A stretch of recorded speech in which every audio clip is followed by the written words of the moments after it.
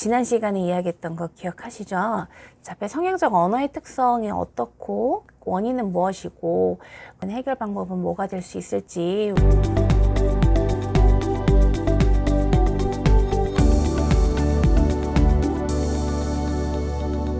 안녕하세요. 터치아이 대표 김승원입니다. 지난 시간에 이어서 자폐 성향적 언어의 특성이 어떻고 또 만약에 알 수 있다면 그 원인은 무엇이고 그 원인에 따른 해결 방법은 뭐가 될 수 있을지 이야기해보고 있었거든요. 지난 시간에 이야기했던 거 기억하시죠?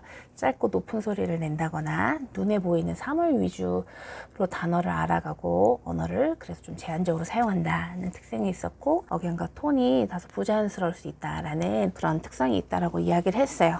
추가적으로 말씀드리면 그 눈에 보이는 것들 위주로 언어를 습득하고 그래서 언어를 제한적으로 사용할 수 있다라고 얘기를 했는데요. 예전에 올린 영상 중에 낱말 카드나 어떤 상황 그림 자료로 아이들 언어 치료하는 거는 자폐 성향이 있는 아이들한테는 굉장히 쉽고 단조롭고 자폐 성향적인 언어로 그 방향으로 계속 나아갈 수 있는 가능성을 더 제공하는 거기 때문에 그러한 방법을 권하지 않는다고 말씀을 드렸어요. 자폐 성향적 언어 특성을 알고 보면은 어떤 게 아이들한테 더 필요한 자극이고 또 어떤 것들은 피해야 되는 것들인지 이제 분별을 할 수가 있어요. 자폐 성향이 있다라는 거는 눈으로 보는 거, 익히는 건 너무 쉬운 거예요.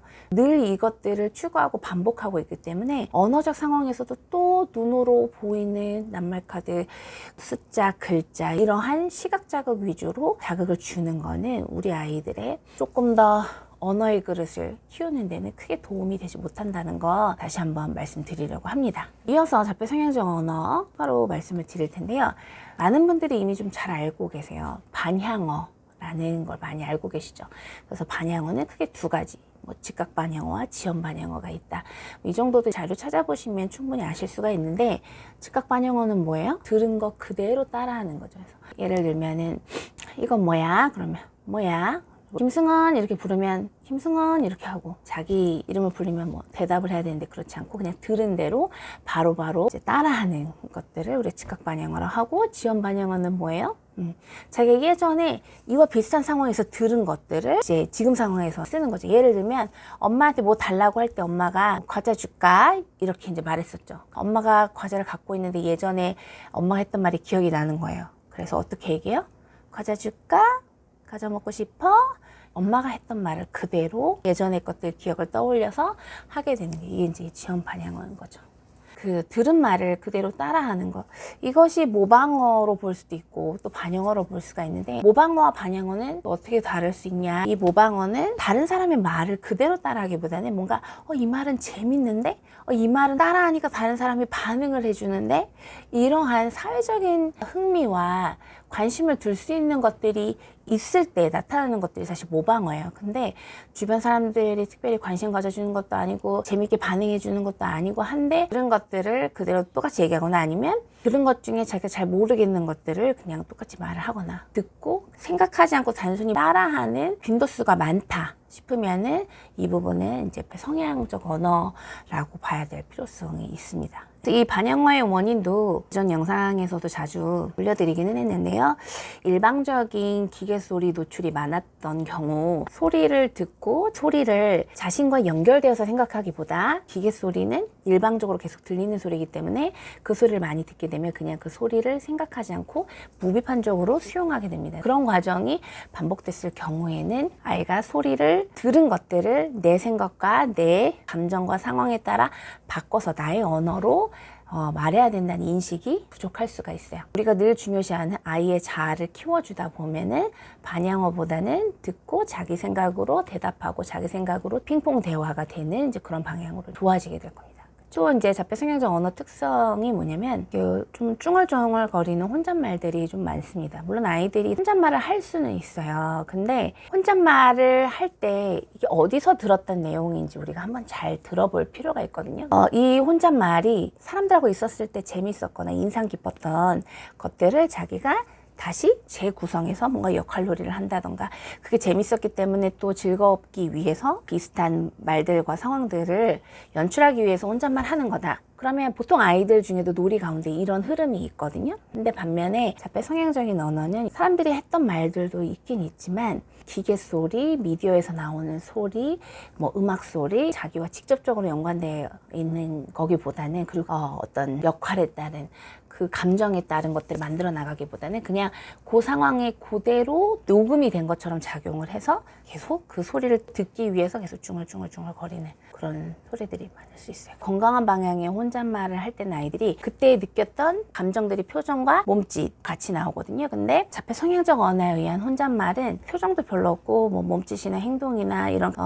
감정들도 보여주지 않는 채 그냥 소리만 중얼중얼 무표정한 상태에서 상황에 맞지 않게 중얼중얼 하는 그런 조금 구분할 수 있는 모습들이 차이가 있습니다. 이어서 자폐 성향적 언어 특징 중에 하나가 언어를 굉장히 제한적으로 사용하고 반복적으로 사용하는 특성이 있습니다.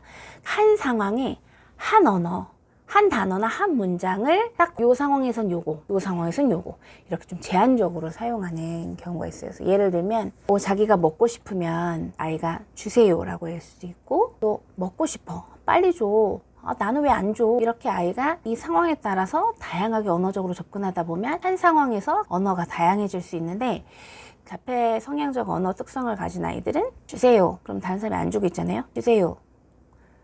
계속 기다리고 있잖아요. 그럼 또 주세요. 주세요. 주세요. 이렇게 요 단어만 계속 사용하게 됩니다. 요 상황에 대해서 언어적으로 사고하면서 접근하는 것들이 넓지가 않고 좁다라는 거예요. 그리고 이렇게 제한적으로 사용하다 보니까는 언어가 다양하게 사용하지 않게 되고, 그러면 언어 확장되는 속도가 느려질 수밖에 없겠죠. 자폐 성향의 주요 특징 중에 하나가 제한된 관심이 있고 반복이 많고 어떤 패턴화된 형태의 생각과 행동들, 모습들을 가지고 있다라는 게, 그게 자폐 성향의 이제 특성이잖아요.